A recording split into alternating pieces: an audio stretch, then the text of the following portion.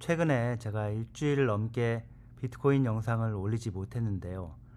이게 건강 문제에다가 개인적인 일이 좀 겹치면서 영상을 올리지 못했습니다.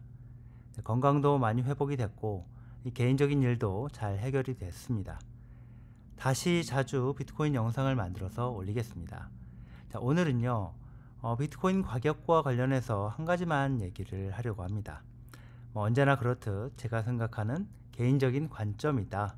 이렇게 봐주시면 좋겠습니다. 비트코인 가격이 본격적으로 오르기 시작하려면 시장 분위기가 사실 좀 좋아져야 되겠죠.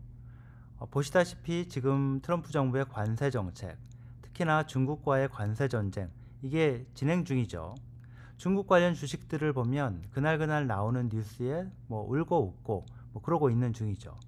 비트코인도 본격적인 상승장으로 가지 못하고 있는 것 같습니다.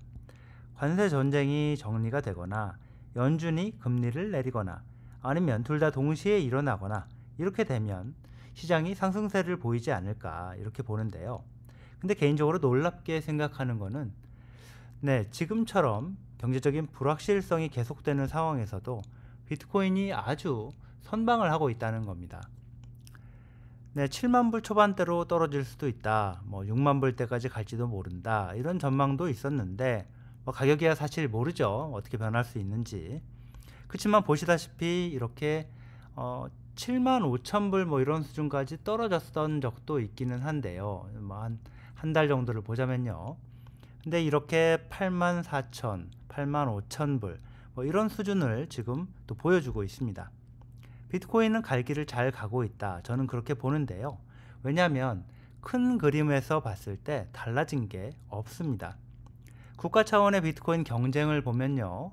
이제 5월 초가 되면요. 무슨 일이 있느냐. 여러 가지 일이 있겠지만 5월 초가 되면 트럼프 대통령의 행정명령으로 도입하는 미국의 전략적 비트코인 준비금, 이것과 관련해서 미국 정부가 어떤 방식으로 비트코인을 추가로 획득할 것인지, 무슨 돈으로 살 건지 이런 구체적인 방안이 공개될 걸로 보입니다. 왜냐하면 트럼프 명령으로 이 정부에서 비트코인을 획득하는 방안을 제출해야 하는 기한이 5월 초라서 그렇습니다. 자, 기업 차원의 비트코인 경쟁, 이것도 변한 게 없죠. 기업 자산으로 비트코인을 사서 비축하는 마이클 세일러의 스트래티지, 자, 이 기업을 따라하는 기업들은 지금 계속 늘고 있는 중이니까요. 10만 불을 넘었다가 8만 불 중반대에서 왔다 갔다 하는 지금 같은 상황이 새로 비트코인을 비축하려고 하는 기업에게는 기회가 되고 있다. 저는 그렇게 봅니다.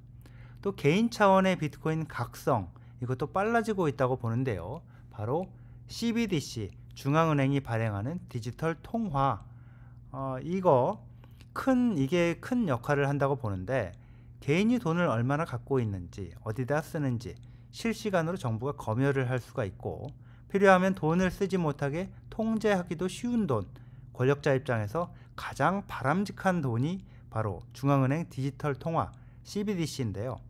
중국의 공산당 정부, 또 사회주의 성향의 유럽연합 EU, 거기다가 이제 한국 정부까지 CBDC를 도입하기 위해서 속도를 내고 있는 중입니다. 정부가 내가 가진 돈을 실시간으로 들여다볼 수 있고 통제할 수 있고 검열할 수 있는 돈, 예컨대 내가 반정부 시위를 하거나 정권에 마음에 들지 않는 행동을 하는 경우에는 또 찍어서 금융거래를 곧바로 막아버릴 수도 있는 돈, 권력자 입장에서는 아주 효율적이지만 개인 입장에서는 금융 자유를 약탈당할 수 있는 돈, 이런 돈이 CBDC라는 것을 알아채는 개인들이 늘고 있다고 봅니다. 권력자한테, 정권한테 밑보였다가 털릴 수 있는 돈이 아니라 누구도 뺏어갈 수 없는 돈, 그런 중립적인 돈의 가치는 저는 높아질 수밖에 없다고 봅니다. 국가 차원에서도요, 중립적인 돈의 가치는 계속해서 높아질 수밖에 없을 건데요. 미국이, 중국이, 러시아가 거래를 막아버릴 수 있는 돈, 그런 돈이 아니라 어느 국가, 어느 기관도 거래를 막을 수 없는 돈, 그게 바로 비트코인이기 때문입니다. 불확실성이 커지는 시기에 비트코인 가치는 점점 더 커질 수밖에 없다고 봅니다. 저는 그렇게 생각을 합니다. 여기까지입니다. 시청해 주셔서 감사합니다.